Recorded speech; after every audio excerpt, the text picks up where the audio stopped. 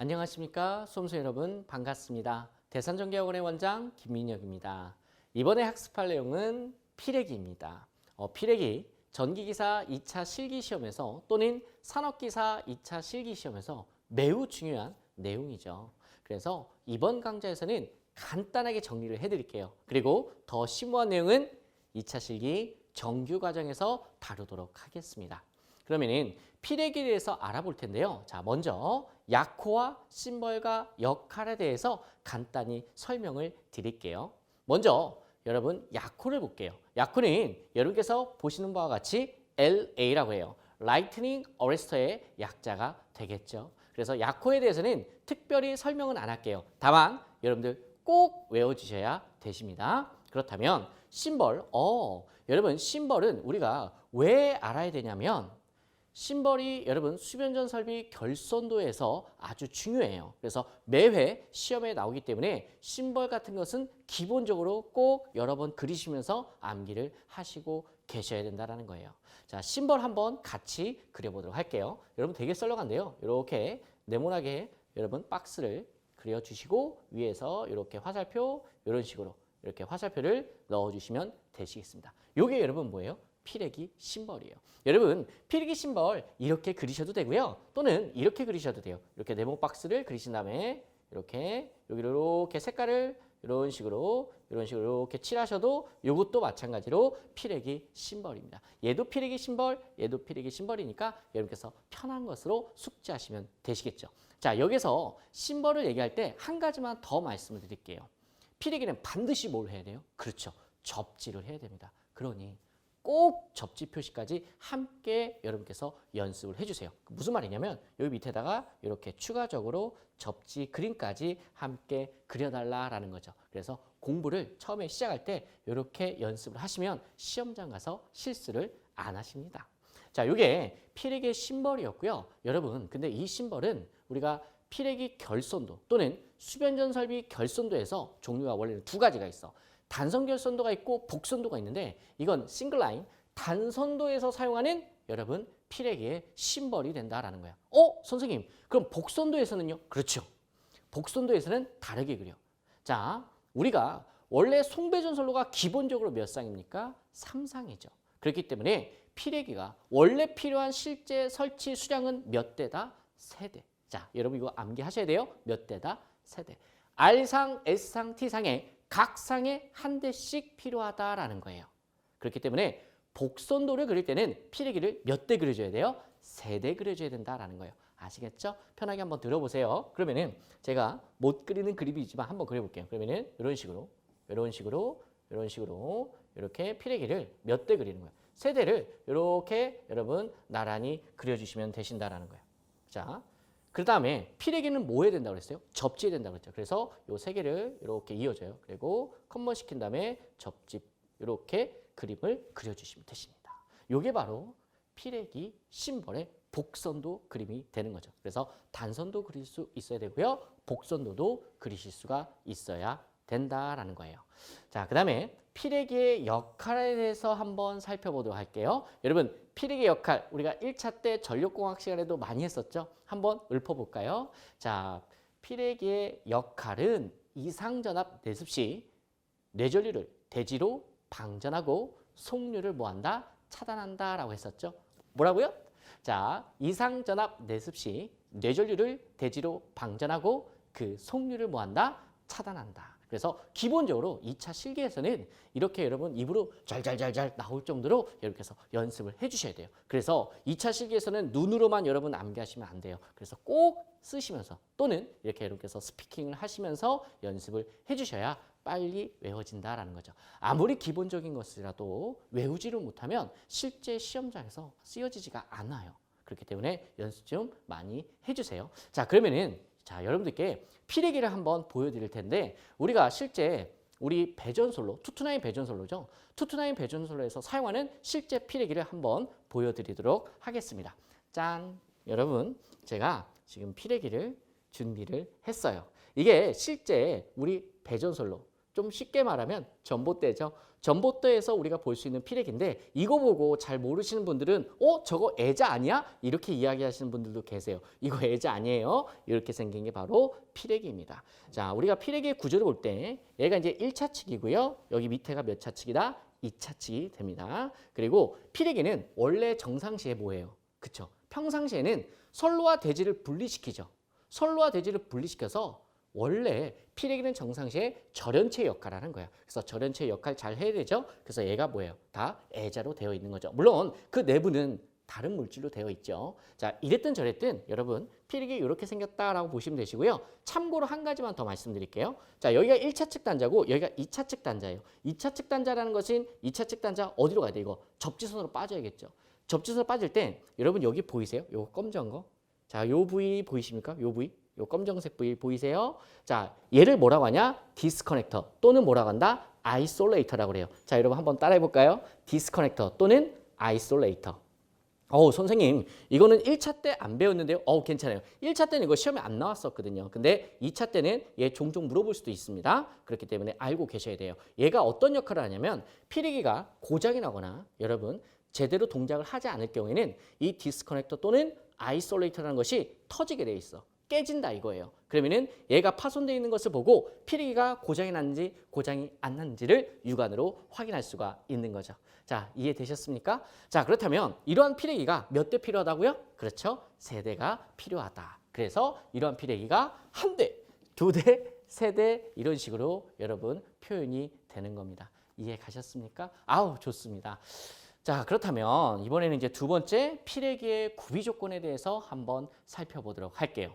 여러분, 피레기의 구비 조건은 기본적으로 5가지는 여러분 알고 계셔야 돼요. 근데 우리가 2차 실기를 공부할 때 여러분 어때요? 조금 이해를 하면 여러분 잘 외워지거든요. 근데 밑도 끝도 없이 그냥 여러분 암기를 하게 되면 상당히 어렵습니다. 그래서 여러분 조금만 이해를 하시면서 따라오시면 좋으실 것 같아요. 여러분 잘 외우실 수 있게 제가 최선을 다해서 한번 설명을 드려보도록 할게요. 피레기의 구비 조건 5가지. 첫 번째, 방전 내량이 클 것이다 라고 되어 있어요. 뭐다? 방전 내량이 클 것. 여러분 방전 내량이라는 것은 여러분 쉽게 여러분 이렇게 이해하세요. 피레기는 뇌전류를 대지로 방전시키는 거죠. 그 방전시키는 능력을 뭐라고 표현한다? 방전 내량이라고 한다. 그러면은 이러한 방전 내량은 커야 좋은 거예요? 작아야 좋은 거예요? 그렇죠. 바로 커야 좋은 거다. 그래서 쉽게 여러분 좀 받아들여 주시고요. 자, 두 번째는 제한 전압이 낮을 것. 제가 여러분 여기서 좀 별표를 치고 싶어요. 제한 전압에다가 별표를 치고 싶은데 왜 별표를 쳐드리냐면 제한 전압은 시험에서 이렇게도 많이 나와요. 피레기의 제한 전압이란 것은 어떤 의미인지 여러분 정의에 대해서 물어봅니다. 그래서 이 제한 전압의 정의 자체도 여러분께서 잘 알고 계셔야 됩니다. 제한 전압이란 게 어떤 거였어요? 그렇죠. 피레기가 자르고 남은 전압을 뭐라고 합니까? 피레기의 제한 전압이라고 한다.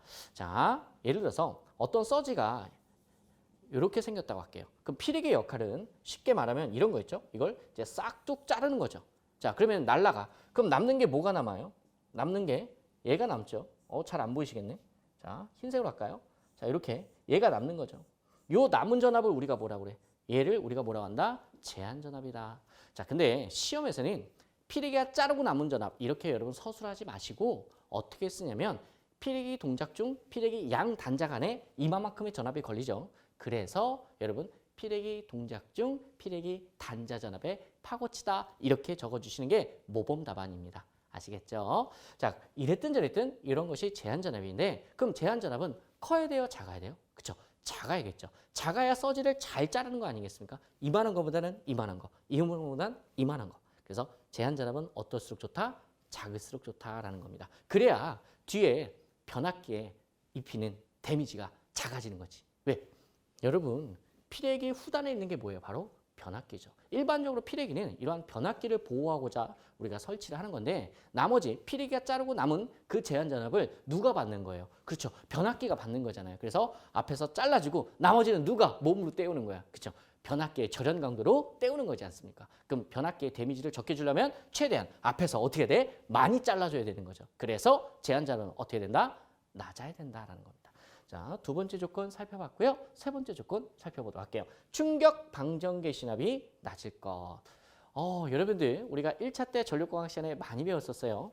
충격방전기 진압은 높아야 된다, 낮아야 된다? 그렇죠. 바로 낮아야 된다. 충격방전기 진압이 여러분 만약에 높다라고 가정할게요. 자, 예를 들어서 여러분 지금 이게 선로고요.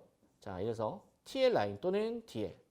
여러분 TL은 이제 트랜스미션 라인이라고 생각하시면 되고요. DL은 디스트리뷰션 라인이에요. 그래서 송전선로, 배전선로. 자, 그러면은 여러분께서 흔히 생각할 수 있는 DL이라고 할게요. DL. 자, DL은 디스트리뷰션 라인, 배전선로를 얘기해요. 자, 선로가 있고요. 그 선로 끝에 여기 변압기가 있다 이 얘기예요. 자, 그렇다면 이러한 상황에서 하늘에서 서지가 버벙 하고 이렇게 여러분 내려왔어요. 그럼 얘가 진행을 하겠죠. 자, 진행을 할 때 이 변압기를 때릴 거예요. 그럼 변압기가 어떻게 되겠어요? 터지겠죠. 변압기의 절연이 파괴될 거다라는 거야. 그러면은 이러한 변압기를 이러한 외부 이상 전화부터 보호하고자 여기다 뭘 설치하는 거야? 그렇죠. 바로 피레기를 설치하는 거죠. 자, 그럼 피레기를 이렇게 설치를 하는 거예요. 이런 식으로. 자, 이런 식으로. 자, 썰렁하게 피레기 한번 그려볼게요. 자, 이랬을 때 이 피레기의 충격 방전기 진압이 예를 들어서 2000이라고 할게요. 그리고 자, 요 서지가 예를 들어서 1800이라고 할게요. 자, 그럼 피레기의 충격 방전기 진압이라는 것은 피레기에 충격파가 왔을 때, 선로에 충격파가 떨어졌을 때 피레기가 방전을 스타트하는, 개시하는 전압을 얘기해요. 그러면은 지금 충격 방전기 진압이 엄청 높게 세팅되어 있어요.